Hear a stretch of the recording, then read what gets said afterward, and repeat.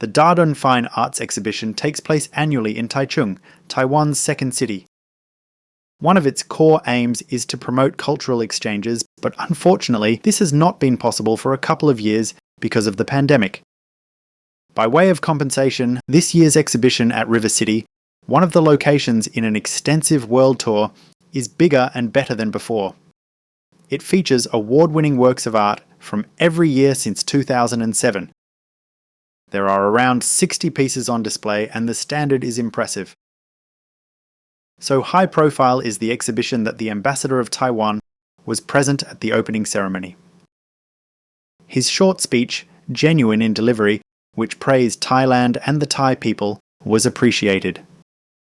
Presumably because of international commitments, the exhibition closes in less than 3 short weeks on the 25th of September. Another exhibition also recently opened at River City Bangkok is called Imperfection, and as it features paintings by 5 different artists, there is a variance of style. The quality is such that some of the pieces have already attracted buyers. By chance, while filming was taking place, 2 of the artists were in attendance greeting visitors. It was a pleasure to meet them. They were really nice people.